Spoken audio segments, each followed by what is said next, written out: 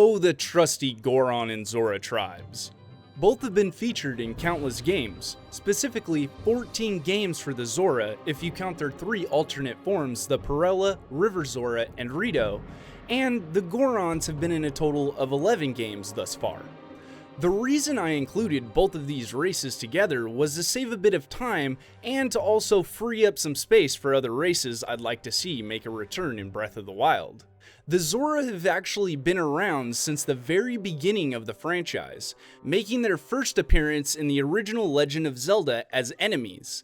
The Gorons, on the other hand, made their first appearance in Ocarina of Time. This is where we got the 2 friendly humanoid races that we know of today. Over the years, both the Zora and Gorons have become a very important part of the Zelda franchise. Seeing as we've already got a new race of bird people and the Koroks confirmed, I think it's safe to say we'll be seeing our 2 trusty races once again in Breath of the Wild. Come on, what's a Zelda game without the Zora or Goron tribes?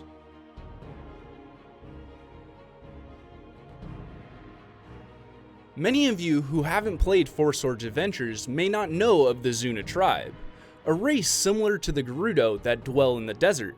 Very little is known about the tribe apart from their green skin and ancestry to the race that built the pyramids found in Four Swords Adventures. Seeing the Zuna alongside the Gerudo in Breath of the Wild would help fill the void of the sparse desert environment, while also revealing more about the Zuna and their ties to the desert. In my opinion, the Zuna are one of the more interesting races introduced in the 2D side of the Zelda franchise that deserve 3D counterparts. With the desert area looking to be quite large this time around, it may be possible to have 2 different desert-dwelling tribes sharing the same territory.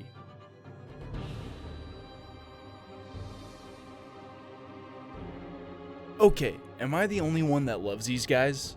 The Magma have only appeared in Skyward Sword so far, but it seems as though they have all but died off later in the timeline in terms of lore. Taking that factor out of the equation though, the Magma would make a perfect fit for Breath of the Wild. Treasure hunting is what these guys do best, and having them around to help you find buried treasure in Breath of the Wild would be epic. Imagine being able to visit an underground village filled with rare materials Magmas have gathered throughout Hyrule. Magmas would even work well as traveling merchants, constantly scouring the land looking for new treasures to trade and sell. I don't know about you guys, but the Magma made my experience playing Skyward Sword that much better, and they would be a welcome addition to Breath of the Wild in my book.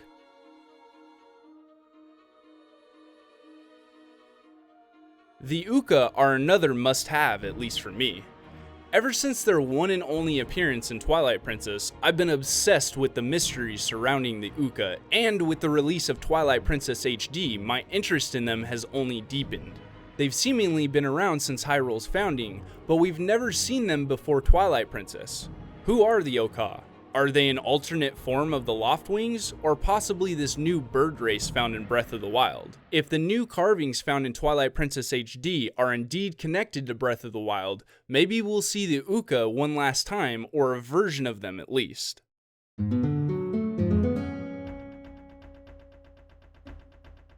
Alright, the Gerudo are my #1 must-have in Breath of the Wild. The Gerudo tribe has really gotten the short end of the stick in the Zelda franchise. You would think that the race that gave birth to Ganondorf would have appeared in more games than just 3, right?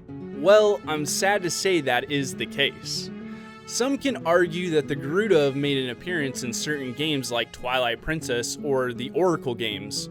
Some may also say Ganondorf's appearance is enough in other games, but I'd like to see the entire tribe make a return. Not bringing the Gerudo over into Breath of the Wild might just make the Gerudo desert feel as empty as it did in Twilight Princess. The Gerudo people have the opportunity to bring a wide variety of quests and goods to the desert area of Breath of the Wild. Similar to almost all the picks on this list, for me, just being able to learn more about the Gerudo would be enough. So what races do you guys and gals want to see make a return in Breath of the Wild? Remember, this is my own list, so feel free to create your own down below in the comments section. Happy holidays, everyone. I'll see you again on January 12th for the Nintendo Switch event. Have a good one. Peace out.